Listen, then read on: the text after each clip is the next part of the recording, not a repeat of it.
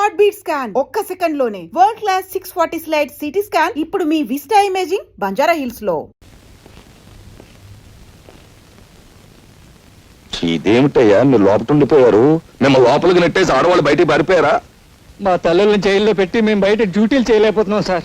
అందుకని వాళ్ళ బయటకు వదిలిపెట్టేసి మేము లోనకు వచ్చేసామండి. ఈ విధంగా మా తల్లి రుణం తీర్చుకుంటున్నాం.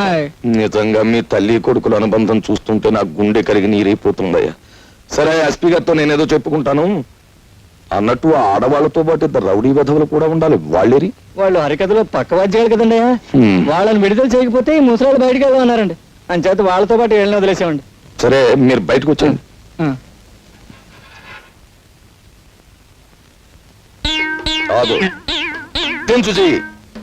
నువ్వు ఉండిపోయా వీళ్ళతో పాటు లోపల? నేను కూడా ఒక దారుణం త్యాగం చేశాను సార్. నువ్వా? వాళ్ళకంటే తల్లులు బ్రతికున్నారు గనక కొడుకులుగా ఏదో త్యాగం చేశారు అంటే నమ్ముతాను. నీకెవరున్నారు? నువ్వు లంచాలు గిలుతున్నావని తెలిసి మీ అమ్మ ఎప్పుడో ఊరేసు చచ్చిపోయింది కదా. కాదు సార్, కెరసాలు పోసుకుంది సార్. సర్లే ఏదో ఒకటి. నువ్వు చేసిన త్యాగం ఏమిటో చెప్పు. తులసమ్మ మా ఇంట్లో అడ్డుకుంది కదా సార్, ఆవిడ అరెస్ట్ చేశాం కదా సార్. నేను లోపల ఉండి ఆవిడని విడిపించి మహిళా లోకాన్ని గౌరవించాను సార్. అలా గౌరవించడానికి ఆవిడ ఎంతకిల్లావు? లేదు సార్, సోదరుగా భావించడానికి ఆవిడ ఎంతకిల్లావో చెప్పు. ఒక నెల అది ఎక్స్ట్రాగా ఇస్తున్నాను సార్. అది అలా చెప్పు. ఉరికమ్మ ఎక్కేవాడిని కూడా ఎంతో కొంత గిల్లాలని ఆశించే మనిషి నువ్వు. నీ త్యాగాన్ని ఈ దేశం భరించలేదు. నువ్వు లోపలికెళ్ళు. లోపల ఉక్కుపోసేస్తుంది సార్. బండిని తడిచిపోయింది చూడండి సార్. ఫ్యాన్ వేయించి నీ కోసం ఏసీ పెట్టిస్తారు. వెళ్ళు లోపలికి.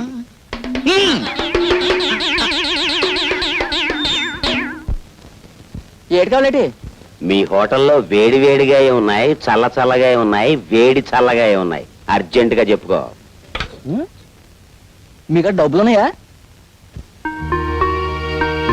ఊళ్ళో వాళ్ళందరితో పాటు నీకు కూడా ఎదవలా కనిపిస్తున్నానా?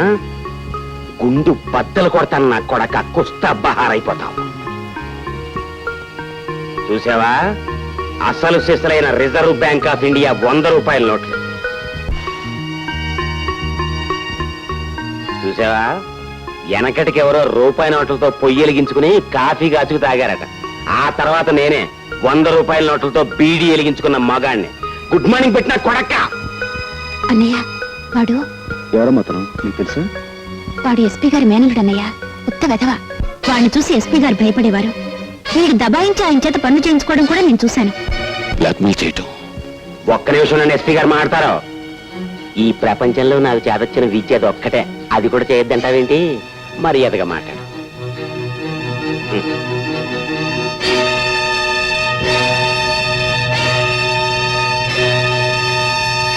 బ్లాక్మెయిల్ వీడే చేస్తున్నాడా లేక వీడితో ఇంకెవరైనా చేయిస్తున్నారా అని మనం తెలుసుకోవాలి. ఎలా? ఆ విషయాలన్నీ నాకు వదిలేయండి.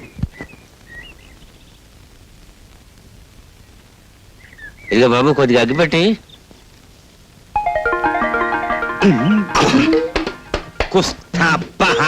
ఇది అండి మన ఇద్దరికి అసలు నోటికి దొంగ నోటికి ఉన్న దగ్గర పోలికలు ఉన్నాయండి.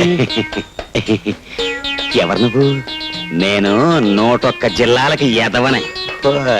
ఎదవననిపించుకోవటంలో కూడా పోటీయే. నీ ఎదవతనానికి నా జోహార్లన్నా. నాకు జోహార్లు అర్పించేవాడు నువ్వు అక్కడ కనపడ్డావు ప్రపంచంలో. నీ గొప్పతనం నీకు తెలీదు. నువ్వు హోటల్లో 100 రూపాయల నోటు వెలిగించి బీడీ కాల్చుకున్నప్పుడే తెలిసింది నువ్వు ఎంత గొప్ప ఎదవో. ఆ సప్లైర్ గాడికి నా లెవెల్ చూపించడానికి వెలిగించానన్నా. కానీ క్లబ్కి వెళ్ళాక ఆ 100 వెలిగించినందుకు 100 టన్నులు తినాలి మా ఆవిడతో. క్లబ్బా? ఏ క్లబ్బు? Jackal club. నీ లెవెల్కే అన్నా నువ్వు క్లబ్ లోపలికి వెళ్తావు. నన్ను హోటల్ గేట్ దగ్గరే గెంటేస్తున్నారు. ఆ క్లబ్బు మా ఆవిడదే అన్నా. అంటే మీ ఆవిడ క్లబ్ ప్రొపరైటరా? క్లబ్ ప్రొపరైటర్ వేరే ఉన్నాడు. కానీ మా ఆవిడ ఆడితో మిక్సింగ్ అయిపోయింది. మిక్సింగ్ అంటే అదే. ఇంక నాన్నోడితో చెప్పించుకో. దీని అబ్బా, దానికి నేను మొగుండన్న గౌరవం ఏమాత్రం లేదు. రాత్రి క్లబ్ మూసేశాక కస్టమర్స్ అంతా వదిలేసిన ఫుడ్ని తినమని ఆర్డర్ వేసింది. దాన్ని బట్టి అర్థం చేసుకో ఎంత పెద్ద సైజు ఏతవనం. అంటే క్లబ్ మూసేశాక ఎంగిలి కూడు తినటానికి నువ్వు అక్కడికి వెళ్తావు అన్నమాట.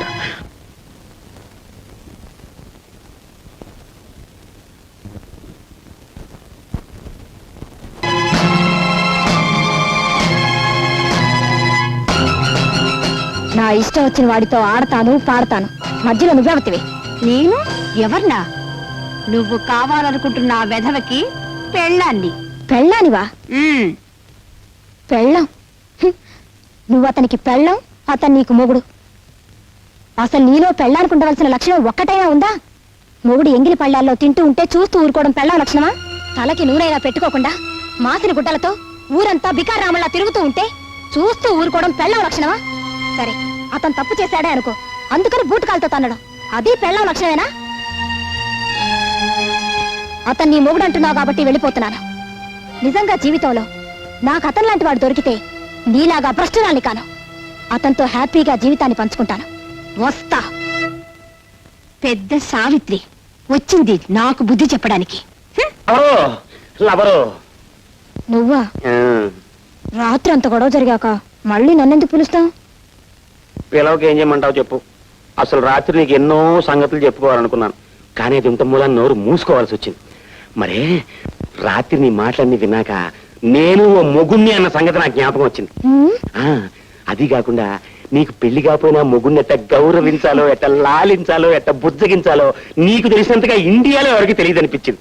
అంచేత నువ్వు అంటే మన ఇద్దరం పెళ్లి చేసుకుందాం. నేను అంటే మాత్రం నీ పెళ్ళం ఊరుకుంటుందా? ఇదిగో దాని సంగతి ఎత్తకో, దానికి విడాకులు ఇచ్చేస్తాను నువ్వు అంటే. సరే, నేను అంటాను, మరి మా పెద్దోళ్ళు ఒప్పుకోవద్దు. మీ పెద్ద నొప్పింది ఎంతసేపు కుస్తా బహార్.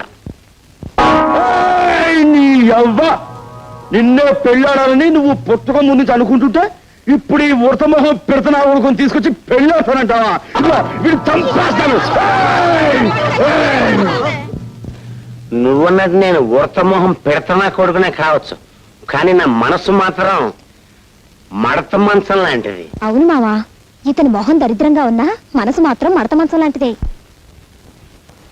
నువ్వు ఇప్పుడు మా అమ్మాయిని పెళ్లి చేసుకుంటే నీ జ్యోతి మా ఇల్లు పీకి పంది రాస్తుందేమో. ఏయ్! అది ఇల్లు పీకి పంది వేస్తే ఆ పందిట్లోనే దాన్ని కుక్కలా కట్టేసే బెమ్మ రహస్యం నా గుప్పిట్లా ఉంది. కుస్తా బహార్. ఆ గుప్పిట్లో ఉన్న రహస్యం ఏంటో చెప్పు నాయనా. ఐఎమ్ సారీ, నేను చెప్పను. నువ్వు చెప్పకపోతే మా వాళ్ళు నీకిచ్చి పెళ్లి చేయరంట.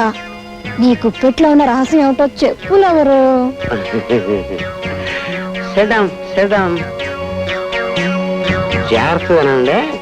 చూడండి, నువ్వు కూడా జాగ్రత్తగా చెప్పు. చెంచల్ చచ్చిపోయినని చెప్పి జ్యోతి దాని ప్రియుడు కలిసి నా చేత మా మామయ్యని బ్లాక్ మెయిలింగ్ చేయిస్తున్నారు. అసలు నిజం చెప్పాలంటే చెంచల్ చచ్చిపోలేదు, బతికే ఉంది. అవును, బతికే ఉంది. నా కళ్ళతో చూశాను, బతికే ఉంది. పోయినా కొడక కొయ్, ఆ ఆడ కుదుర్చావని మేము అంతా చూసావురా. అదే పొరపాటు. అది చెంచల్ శవం కాదు, మరి? వేరే అమ్మాయి శవం. చెంచల్ చచ్చిపోయిందని మా మామయ్య ఇన్స్పెక్టర్ లింగాన్ని పిలిచి కేసు మార్పు చేయమన్నాడు. ఎందుకు సార్? ఈ 10,000 ఖర్చు పెట్టి ఈ కేసు ఎవరి మీదైనా బనాయించు. చెంచల హత్య కేసులో మా అల్లుడి పేరు బయటకు రాకుండా చూడు. నీకేం భయం లేదు. అక్క, ఆ విధవ నువ్వు చచ్చిపోయావని చెప్తుంటేను నిజంగానే అంత పని జరిగింది. ఓ కుర్రాడు రక్షించడం వల్ల బతికి బయటపడ్డాను.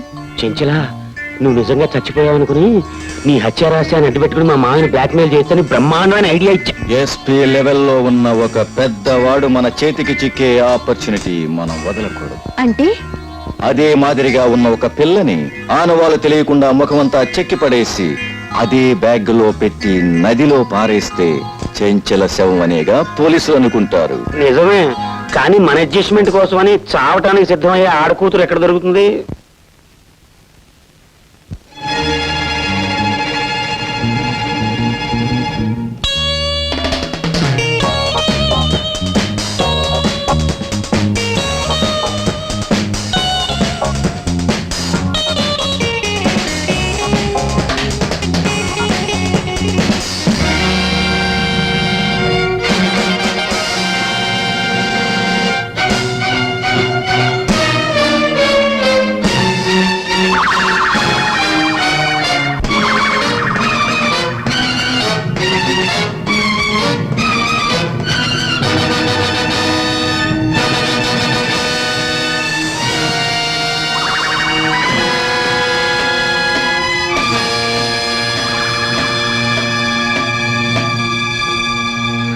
ఇప్పుడు చెప్పండి, చెంచల్ చచ్చిపోయిందంటారా బతికిందంటారా?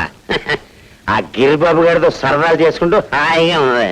సరే, ఇప్పుడు ఆ చెంచలు ఎక్కడుంది? జ్యోతి దగ్గరే. ఆ క్లబ్ లోనే ఉంది.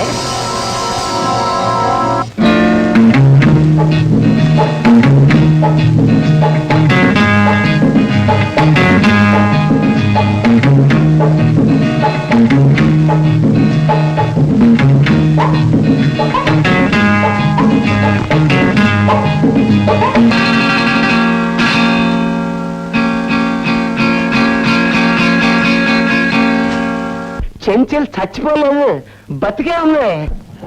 ఇంపాసిబుల్. చంచల బ్రతికుండే అవకాశమే లేదు. చంచల హత్య చేయబడినట్టు కోర్టు వారు నమ్మారు. నిందితుడికి శిక్ష కూడా విధించారు.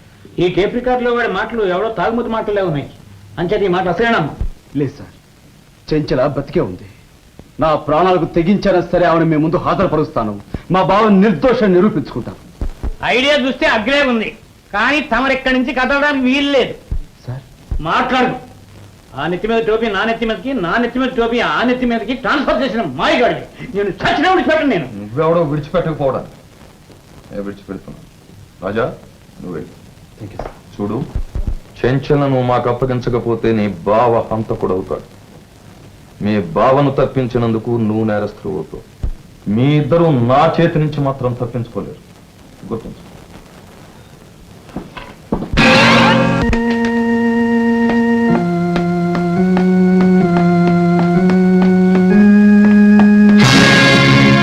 మీరు బయటకు వెళ్ళడానికి వీల్లేదు. ఎందుకు వీలేదు? నువ్వు లోకం దృష్టిలో చచ్చిపోయావు. అప్పుడు చావలేదు. చావు నుంచి తప్పించుకొచ్చినా ఖైదీలై 4 గోడల మధ్య బ్రతుకుతున్నందుకు ఇప్పుడు చచ్చినట్టు అనిపిస్తోంది. పూల్లా మాట్లాడుకు. చెంచల నిజంగా చచ్చిపోయిందని నమ్మించడానికి రీటాని చంపాం. ఇప్పుడు మీరిద్దరూ షికార్లు కొడితే చెంచల్ని ఎవరైనా చూస్తే ఏమవుతుంది? నీ పథకాలు ఫలించడం కోసం నా సరదాలను నాశనం చేసుకొని నేను ఇక్కడ సజీవ సమాధి కావాలా? ఇంపాసిబుల్. కరెక్ట్. చెంచలా నేను సరదాగా షికారులు కొట్టకపోతే ఆమె చావు నుంచి తెప్పించుకున్న ఫలితం ఏమిటి? You rock! ఎస్పీ గారి అల్లుడువని, మాకు ఉపయోగపడతావని ఈమెను నీకు అప్పగించాం. కానీ నువ్వు బెదిరించడం, బ్లాక్ మెయిల్ చేయడం నీకే తెలుసు అనుకోకు. చెంచల హత్య కేసులో ఎస్పీ నువ్వు బ్లాక్ మెయిల్ చేస్తే రీటాను చంపిన హంతకుడిగా నిన్ను మేం బ్లాక్ మెయిల్ చేయగలం. జాగ్రత్త. మనకి పోట్లాట్లు అనవసరం. మేము ఎవరికీ కనిపించకుండా అలా కాసేపు బయటికి వెళ్ళొస్తాం. రాడియే.